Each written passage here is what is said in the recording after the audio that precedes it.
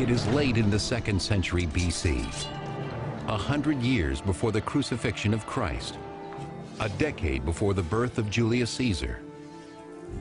Rome is facing a transition, one that will change its fundamental character forever. It comes at a time of conquest. Rome has come off 150 years of really successful foreign expansion. They've defeated Carthage, their great enemy across the Mediterranean Sea in Africa, and they've begun to expand to the north, and they've made big conquests that are hard to keep in Spain. But even as the Romans are carving out their place in the world through brutal conquest, the Republic faces a cataclysmic event that will eventually force the Romans to abandon the rule of the Senate for the absolute dictatorship of an emperor. It begins with the First Barbarian War. By 113 BC, Rome has become master of the entire Mediterranean basin, but with new lands come new enemies.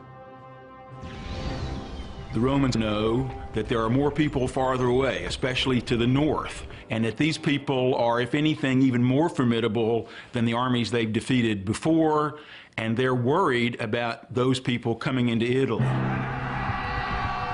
Beyond the borders of Roman civilization, the soldiers face an unfamiliar breed of warrior. They call them barbarians, a word meaning foreign and crude. Anybody that didn't follow classical customs, speak classical languages, Latin or Greek, was considered to be very different, other, barbarian. And Rome simply regarded them as much less capable, much less civilized than themselves. Only the rugged Alpine mountain range keeps the northern barbarians at bay. The Alps mountain chain at the top of Italy is like the cork in the bottle that keeps the bad guys away from the Roman point of view, and the Romans don't control that cork. And so they know that it could pop out at any time and the enemy could come pouring into Italy, or at least that's their fear.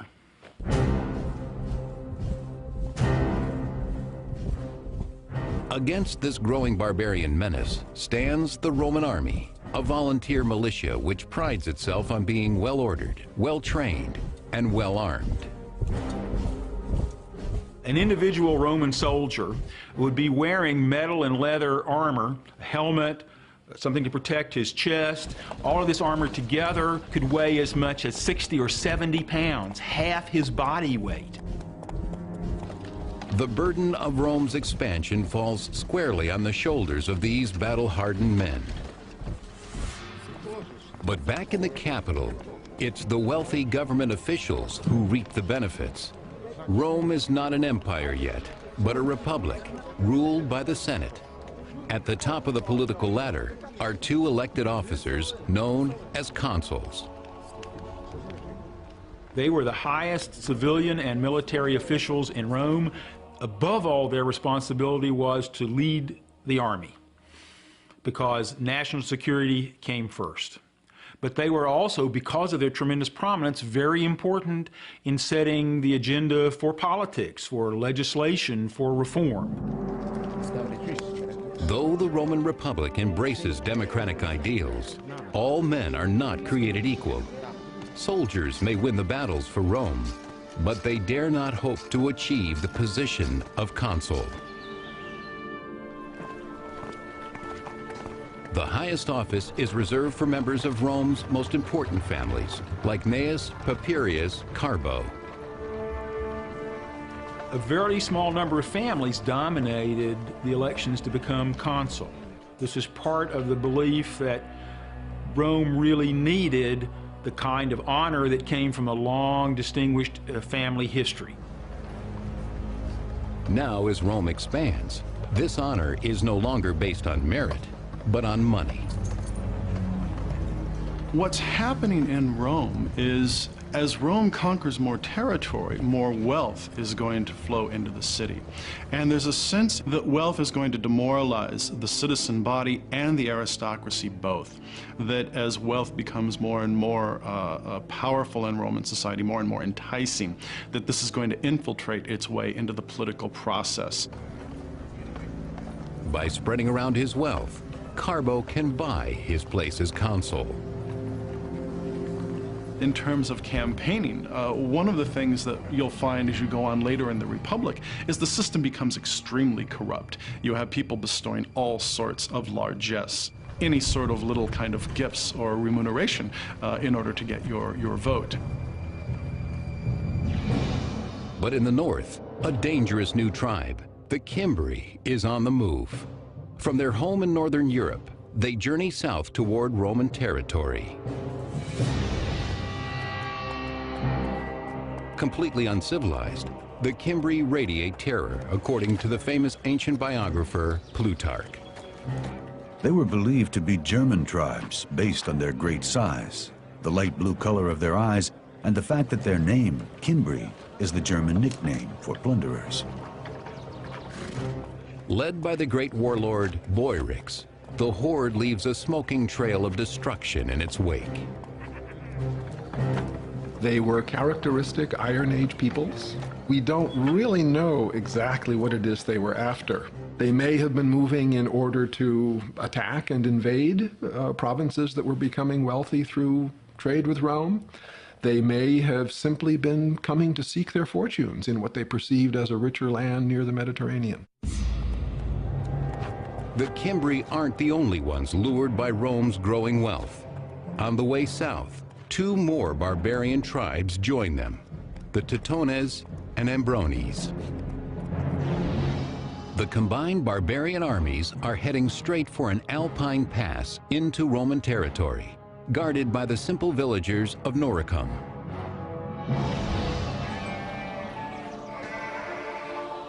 Though Noricum is not a Roman territory, its proximity to the Roman border ties its people closely to the Republic. Noricum is the area that we would say today is essentially Austria. The people who live there are the Norici, and therefore the territory is named after them. The people there, the Norici, controlled the Alpine passes. Romans also rely on the Noricans for trade, as their skills working in precious metals and iron are well known. What the Noricans actually have available in the way of raw materials is gold, silver, and salt. Mineable salt in the Alps is a major industry. So the Romans truly needed large quantities of salt for preservative, and they had to have that. And they had to have it all the time. The Norican villages provide an irresistible target to the merciless Cimbri warriors. Hungry for loot, they are rapacious and heavily armed for the raid.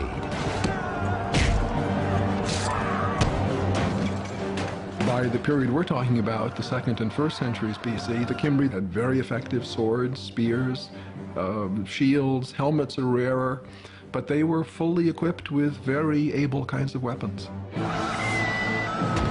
But the barbarians are after more than the Noricans' wealth.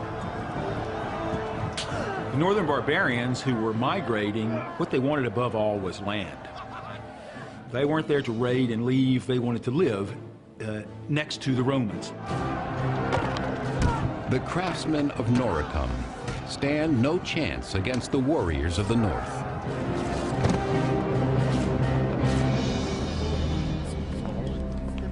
The Noricans send an emissary to their allies in the Roman Senate, begging for help against the vicious Cimbri invaders. They seek out the aristocrat Carbo, whose politicking has finally paid off. He now holds the post of consul, the most prestigious office in Rome. Carbo orders his aide to begin preparations for war. He has just 1 year to win the glory and riches that come from battle. We're talking about needing to show the qualities of leadership through a display of manliness.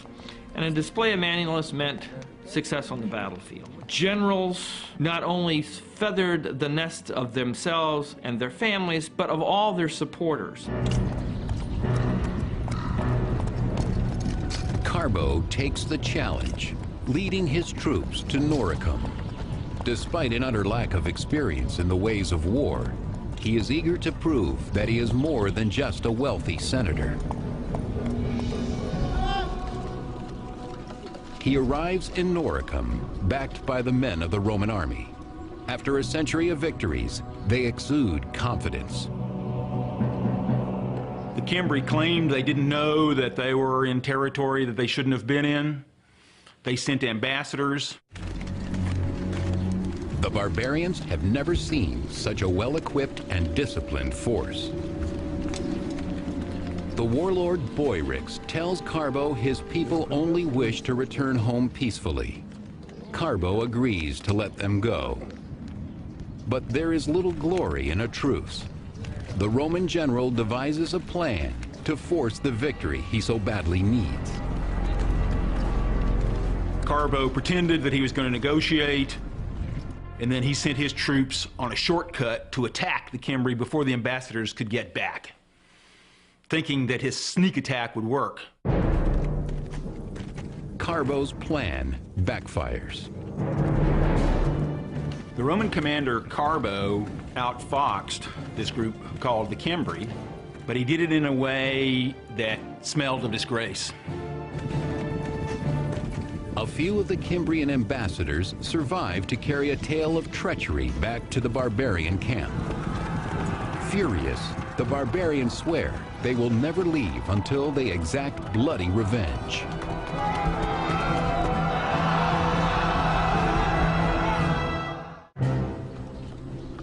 In 113 BC, the Roman general Carbo parleys for peace with violent barbarians, the Cimbri. Then he turns around and murders their ambassadors. His treachery enrages the barbarians, who value honor above all else. Vowing to avenge their fallen comrades, the Cimbri strike back with swift and sudden fury. Classical biographer Plutarch. Their courage and daring were irresistible. They rushed into battle with the speed of a raging fire. Nothing could stand up to them.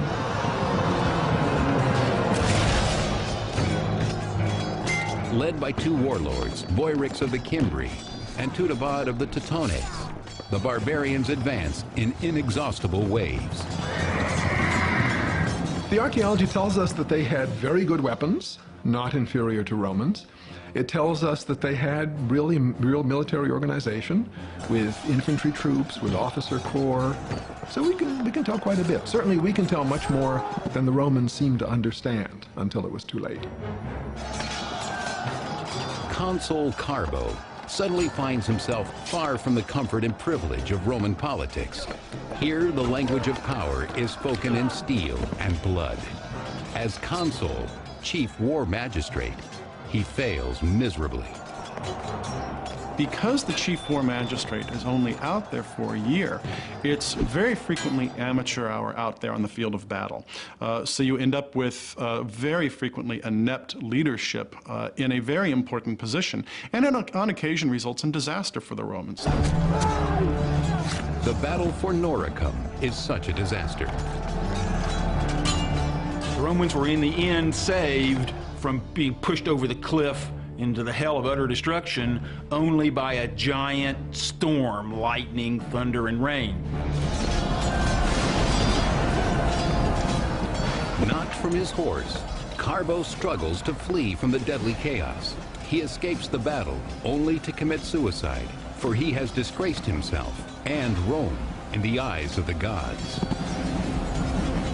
God saved the Romans, but only just, and only after many, many had been killed. What did that mean? It meant the gods were unhappy at the way the Romans behaved. And yet the Romans cling to the notion that only the aristocrats can lead them to victory. The Romans believed that old meant good, new meant dangerous. So for their politicians and their leaders, they preferred people with a long, distinguished family history. Over the next decade, a string of nobles, all armed with more arrogance than skill, lead armies north to protect Rome's province in Gaul. They meet the barbarians at Tolosa, Bertigala, and finally Arausio, present-day Toulouse, Bordeaux, and Orange, France. In each instance, the barbarians completely rout Rome's heralded legions. The Romans had their particular formal ways of fighting. If we think of the beginning of the film Gladiator, that's a perfect representation of how Rome liked to fight. Take hours to set up everything in the battle order and then launch the attack. In contrast, the barbarians' counterattack is unpredictable and devastating to the Roman lines. You have these lines of men, and if the person next to you goes down, the person behind will step into that gap. And death would be much, much more intimate.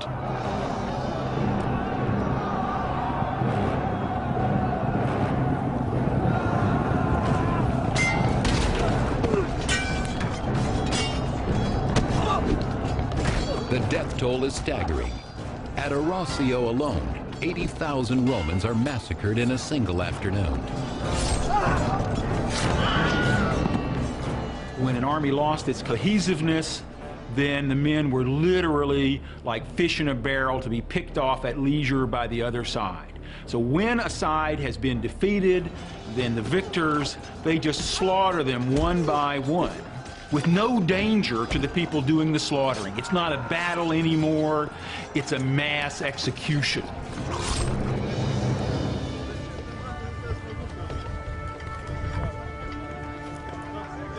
By 105 BC, the Cimbri and their allies desire much more than Roman blood and booty. Some members of the clan want to set down roots. They were farming peoples, they engaged in trade, they lived in small villages. People were growing wheat and barley, rye, oats, millet, a whole variety of different kinds of cereals. They were raising lentils and peas and beans and other kinds of garden crops. Cattle were extremely important. Pigs, sheep, and goat were all being raised. This new domesticity alarms the Romans. To their minds, the only thing more threatening than a barbarian warrior is a barbarian woman. The presence of women is a standard Roman way of communicating that this is an invasion for settlement. In other words, this is a group that's coming in to significantly alter the way we live, to threaten our basic values. If it's just a raid, it's just a bunch of teenage guys, we can deal with that. But see, when we throw women into the description, we have the migratory feature, and there it's a permanency. It requires a sterner and long-term solution. It requires a general who can beat the barbarians back once and for all. The hero Rome so desperately needs emerges on another hotly contested borderland, nearly 1,000 miles away, in Numidia, part of present-day Algeria. For 8 long years, the Romans have tasted only defeat here, until now. The name of their savior is Marius. With guts and cunning, he crushes the Numidian armies of the rogue king Jugurtha.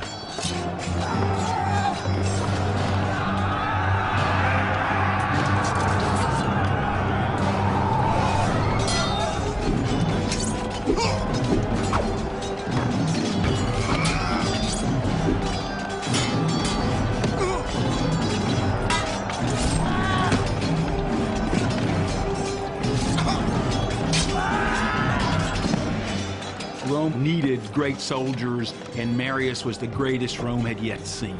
Both because he was a great commander, Marius could pick the right time and the right place for a battle, but also because he won his soldiers' loyalty and affection by getting down and digging ditches with them, by eating the same rough food, by being in better shape than even they were, and they were the best conditioned soldiers in the world. He comes by his common touch naturally, for Marius is no aristocrat. Still, he speaks of his humble background with pride. I cannot point to my ancestors, but I can show medals and other military honors, to say nothing of the scars on my body, all of them in front. These are my title of nobility. Now, as the northern barbarians close in, the Romans turn to Marius, their last and best hope. At the end of the 2nd century BC, a violent barbarian tribe, the Cimbri, along with their allies, the Teutones and Ambrones, lay waste to the northern frontier. A horrified Rome turns to its greatest general and new consul, Marius. He's a proven military commander, and you don't want to fool around when you have Teutones and Cimbri who have defeated army after army. You really want to take care of the problem urgently, and so you want to send a capable leader out on the field. But even the great Marius cannot lead without men to follow him. Devastated by a decade of war, Rome faces critical troop shortages. If you have as many men lost to the German tribes in 113 and 109 and 107 and 106 and 105, as the Romans did, that's going to traumatize Roman society pretty severely. Despite a vigorous recruitment campaign, Marius cannot find enough qualified men, landholders who are willing to serve. To be in the Roman army in the High Republic, you had to have a property qualification. You had to be a person of means, and this causes some problems for the Roman army because there's a problem with manpower. Marius's solution is as simple as it is radical. He sends his recruiters out to seek soldiers among the landless poor. You don't have to be a property holder to be a Roman citizen, so why should you have to be a property owner to be a legionnaire? Many people wish to be soldiers. It's a good job, and it's probably an exciting job. Opportunities for booty, wine, women, and song, chance to see the world at government expense, etc. The same things that we see on our recruitment posters. Marius said anybody can be in the army. This then gave the Romans a much greater pool of men on which to draw to strengthen their legions, because in Roman society there were many, many, many more poor than there were middle class. The old guard judges recruits by their income. Marius judges his by their fighting potential. Stand up against a legionary, and you can stand up to the barbarians. By extending the search for legionnaires down into the proletariat, what that rather quickly does is it makes the ordinary soldier even more dependent upon the success of the commander. The general is expected to provide for his men and to provide for them as soon as he can, and to be generous. Lured by the promise of wealth, a new breed of Roman soldier marches to war. Marius pledges to give them all the tools and skills they need. I will teach you to strike down an enemy. Fear nothing but disgrace, to sleep on bare ground and work hard on an empty stomach. In 104 BC, Marius and his army set off for Gaul to meet the Cimbri. In a stroke of good fortune for the Romans, the barbarians choose that very moment to leave Gaul and raid Hispania instead. It is a tactical mistake that buys Marius valuable time. Marius molds his new army from the ground up. He not only hardens them to the rigors of a soldier's life, he makes them love it. Marius made lots of innovations in the army. For example, he gave each legion an eagle, a silver eagle, as its standard. He trained his men to carry what they needed on campaign so they could move faster. But he weighed them down so much that they called themselves Marius's mules. Marius didn't need pack animals for his army to go on campaign. He already had his mules, and they only had 2 legs. But they were more effective. They were more flexible. And it's the flexibility of the legions that is enhanced by Marius's military reforms, including the standardization of equipment. Well-equipped and unified in spirit, Marius's mules are transformed but untested. 2 years pass with no sign of the barbarians. Still, the fear they inspire remains. Panicked, the Romans ignore their own ancient traditions about term limits and re-elect Marius consul, the chief magistrate of war. I think part of the problem is to deal with the threat from the north, you have to give Marius this extraordinary command where in 104, 103, 102, 101, 100, he's consul. Boom, boom, boom, boom, boom. At last, in 102 BC, the Phantom Menace becomes real. The Cimbri, Teutones, and Ambrones sweep out of the north and west on a collision course with Rome. Marius builds a fortress near Arausio. He sends another army to guard Noricum. For above all else, the Alpine passes into Italy must be protected. Within weeks, half of the horde, the Teutones and Ambrones, swarm around Marius's fort, a terrifying sight according to Plutarch. Their numbers appeared to be infinite. They were hideous to look at. Their speech and their shouting were unlike anything that anyone had ever heard before. And yet Marius forces his men to look and learn. Marius was a brilliant military man. He understood the life and the thoughts and the psychology of a soldier. What Marius gave to the Roman Republic was confidence that Romans could defeat the fiercest barbarians in the world. The fortress holds. The Teutones and Ambrones cannot pass. 150,000 strong, they head south, seeking another Alpine pass. The Romans pursue them at a distance, in no hurry to engage till the right time and place. For Marius has already picked out the perfect battlefield, where he will at last unleash the power of his unconventional army. In 102 BC, hundreds of thousands of barbarians swarmed towards Italy. The great Roman general Marius pursues the Teutones and the Ambrones as they seek a pass over the Alps. He moves his troops from his fortress at Arausio to Aquae Sextiae, modern-day Aix-en-Provence, France. There, Marius orders his men to set up camp. He chooses his position carefully. The Roman camp is a singular military piece of machinery. It would preferably be on high ground in order to see any kind of enemy maneuvers. It's going to be laid out on a grid pattern. You're going to surround it with a deep ditch, and you're going to have a rampart dug heaped up above that ditch, what's known as an agger, and everyone would have their place. There is one more feature that most camps have, but this particular camp is lacking. Classical biographer Plutarch. Marius chose a place that was not very well supplied with water. They said he did this deliberately so as to encourage his soldiers to fight. When people complained they were thirsty, Marius pointed to a river running close by the barbarian camp. "There is some drinking water for you," he said, "but you have to pay for it with blood." On the banks of the Rhone River, settled side by side in two great camps, the Ambrones and Teutones have plenty of fresh drinking water. Confident that the Romans are no match for them, the Ambrones lose themselves in feasting and making merry. The Romans, especially the ordinary soldiers, were afraid of the northern barbarians, the ones from the farthest north, from the coldest climates. Tough climates made for tough men.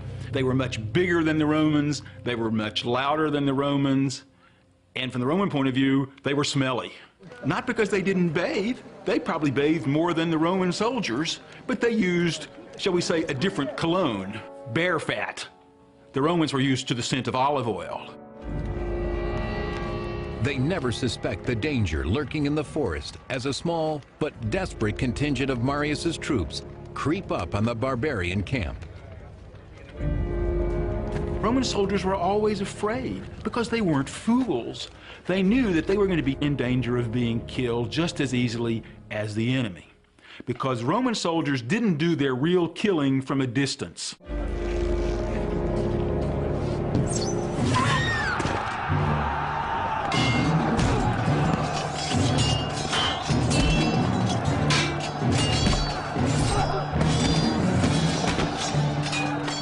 Marius's mules throw themselves into the skirmish, but the barbarians swiftly rally in overwhelming numbers. Just as defeat closes in on the Romans, Marius orders reinforcements into the fray. Re-energized, the Romans push the Ambrones back to their camp. There, the battle takes a strange turn, as Plutarch reports. The women came out armed with swords and axes and making the most horrible shrieking. They threw themselves into the thick of the fighting, and though their bodies were gashed and wounded, they endured it to the end with unbroken spirits. The barbarian women always came to the battlefield. Sometimes the women would pull the wagons up right behind the men so that they couldn't retreat from battle. They'd block them in. The women were so aware of their sense of honor and liberty that they thought death was better than retreat.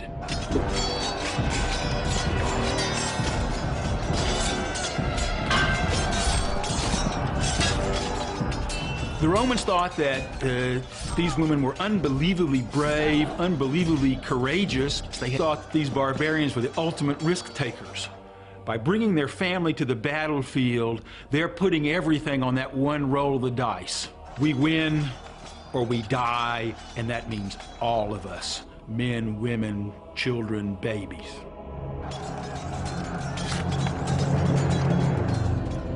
But the Romans also have something to protect: their honor and homeland. With the skills that Marius has taught them, they earned their first victory over the German invaders in more than a decade.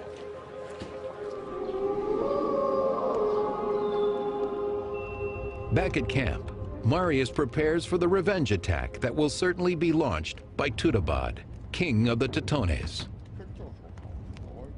In Aquae Sextiae, he faced a really difficult tactical situation. As usual, the enemy far outnumbered the Romans. But Marius, always able to choose the right time and the right place, carefully selected the terrain. He lays a trap with his trusted captain, Claudius Marcellus. Marius sends Marcellus with 3,000 men into the woods behind the Teutones camp. He instructs them to lay low until the fighting begins. The barbarians, spoiling for vengeance, charge up the hill to the Roman camp, just as Marius has planned. They meet a wall of swords, according to Plutarch. Marius himself fought in the front rank, putting into practice the orders he'd given his soldiers. For he was in as good training as anyone, and in daring, he far surpassed them all. This battle was a real test of Marius's philosophy in creating his mules that were strong enough to stand up with all of their armor and to stay in position and to hold their discipline even when the enemy was yelling and charging with a fantastic fierceness, and then in full armor rush them with their swords so that they could be like a flying wedge coming downhill and smashing the enemy. As Marius and his men force the barbarians back, Marcellus and his cohorts burst from the woods. Together they snuff out any hope of retreat for King Teutobod and his warriors. The body count defies imagination. The Romans slaughter more than 100,000 Teutones. The rest they take as slaves, spoils of war that will make Marius's mules and all of his supporters rich. His patronage is not just to the soldiers. He is very generous to all Romans of all ranks. Marius, by monopolizing power at the very top, in reality becomes the patron of even members of the senatorial class. Swept up by the barbarian fever, the Romans once again elect Marius to Rome's most important office. He will serve as consul for an unprecedented 5th term. There was such an immense fear that the barbarians would come pouring in through the gateway of the Alps, which the Romans didn't control, and lay waste to Italy and sack Rome. Politics has to take the hindmost. For Rome is not out of danger. Marius has only crushed half of the barbarian horde. The Cimbri, the most fearsome barbarians of all, are still on the loose. While Marius is in Rome, the Cimbri break through the Roman fortifications at Noricum. The enemy has at last breached Italy's borders and is ravaging the Po Plain. Clearly, only one man has the courage and cunning to meet this new crisis: Consul Marius. In 102 BC, Marius's mules massacre the violent barbarian tribe, the Teutones, in southern Gaul, destroying half of the barbarian force. But the terrifying Cimbri tribe slips through the Austrian Alps. From Rome, Marius rushes north to the Po Plain, vowing to eliminate the barbarians once and for all. When Marius arrives in the Roman camp, the Cimbri send him an envoy. They come not to attack, but to make demands. The Cimbri come to him and say, "We want land. That's what we want. We don't want to fight. We want land just like the land you gave our neighboring tribe there across the mountains in France." The Cimbri apparently haven't heard about the disaster that has befallen their Teutonic comrades. So Marius, with a crooked smile on his face, a smirk maybe, says to them, "Oh, you don't have to worry. Your brothers, they already have their land. We'd be happy to give the same land to you," meaning your graves in the earth. In disbelief, the Cimbri demand proof, according to Plutarch. Marius mocked, "But your friend is right here. Please don't go without saying hello to him." And he ordered Tudobad, king of the Teutones, to be brought forward in chains. Marius will cut no deal with the Cimbri. Their envoy leaves, swearing to take revenge for their fallen allies. Despite Marius's recent victory over the barbarians, the Romans are still vastly outnumbered by the fierce northern warriors. With battle looming, the great general calls for an animal sacrifice. The Romans would always have a sacrifice before going into battle to see if the gods would send them the message, "There's nothing wrong with your plan." It didn't guarantee victory, but it meant you had a chance. And the Romans took that very seriously. The Romans' faith is their only shield in the face of overwhelming odds. By the end of tomorrow, a tidal wave of blood will flow. Whose blood remains in the hands of the gods? Marius searches the goat entrails for a sign and finds that the heavens are with him.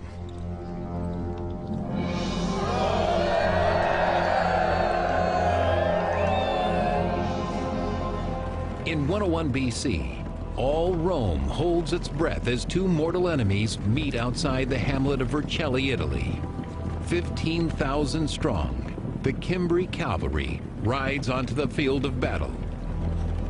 Right behind them come the fearsome infantry, like a cloud of locusts on the move. As the Roman line is set, Marius makes a final appeal to the gods. Classical biographer Plutarch.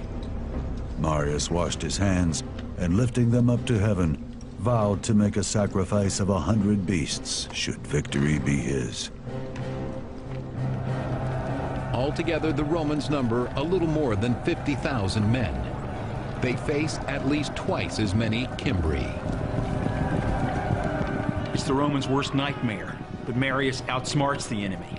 He gets his troops in position first, so that the sun will rise behind the Roman soldiers. When the sun gets to its full power, it reflects off the Romans' shiny armor, and the barbarians think that the sky is on fire, like the gods have sent lightning bolts to help their enemies. Sensing the Cimbri's sudden anxiety, the Romans attack.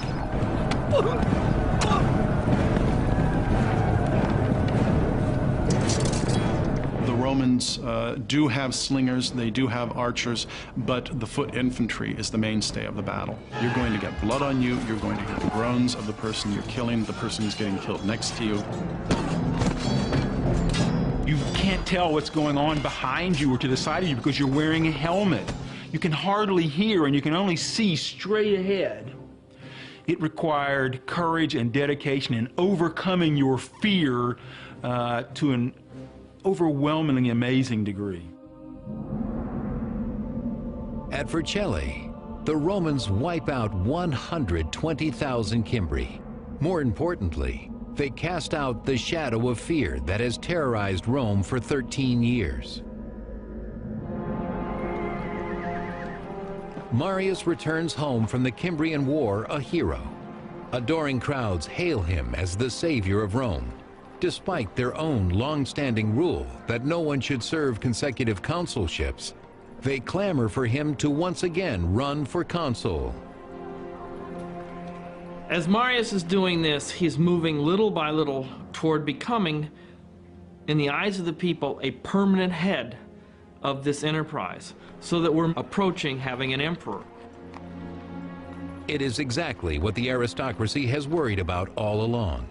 Now that the barbarian danger has passed, many nobles are openly hostile to Marius. To stay in power, Marius must find support elsewhere. He seeks out corrupt politicians whose tools include bribery and murder.